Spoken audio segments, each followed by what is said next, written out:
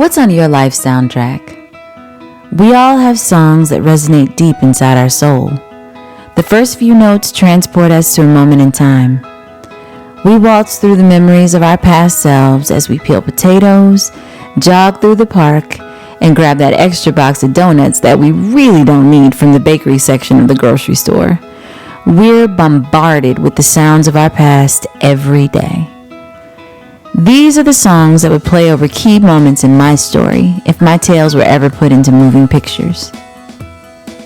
Somewhere Out There by Betsy Cathcart and Philip Glasser. Yeah, the movie version from An American Tale. It was my go-to movie as a kid. I couldn't carry a note and would sing the last word in a wavering voice. True, woo, woo, woo, woo, woo. It was my mom and I's favorite song. Is our song. We sang it together all the time. After she died, the song took on a new meaning, but has the same truths. Chattahoochee by Alan Jackson. My mom and I would sing and dance to this song in our living room. I'd pick up my dog Ladybird and hold her in front of me and sing every lyric at the top of my lungs, swinging in a circle till I was dizzy. My mom would jump up on the couch and air guitar. We put on boas and pretended to be classy, child. Nothing else in the world mattered when that song was playing. Cleopatra, Queen of Denial by Pam Tillis. How did no one ever know I was gay? The first music video from her I ever saw was gay as hell. I sat there, 7 years old, watching this goddess grace the screen with attractive men all around her. I'd never seen anything like it before. And referencing a previous essay, she performed it with RuPaul on television the day I came out of the closet. Changes by Tupac. I wasn't allowed to listen to rap growing up, but I heard this song when I was 9 and felt the truth in his words.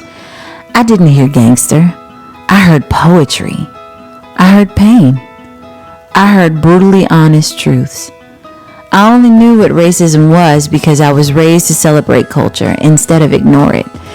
But it was the first song that clued me into how privileged I was to be white.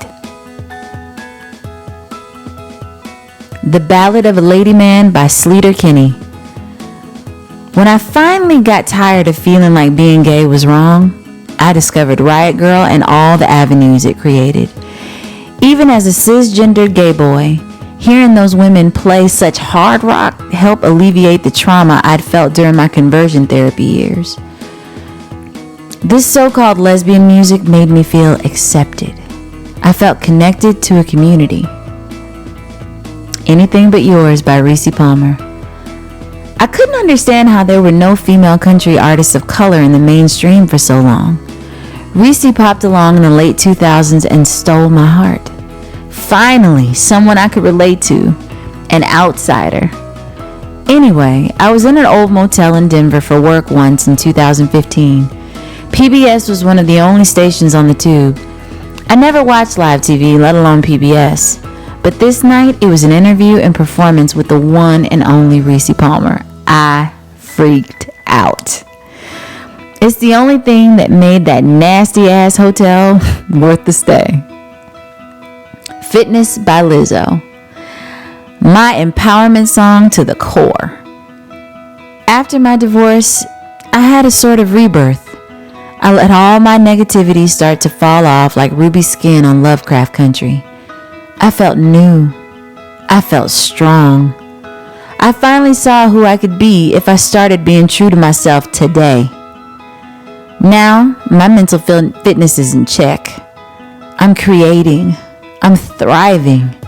And even in the midst of this world crumbling, I'm too big of an optimist to not see the silver lining in 2020. The world isn't ready for the new me. I'll end this essay by combining two of my favorite songs together. They encompass my current feelings about my life's journey.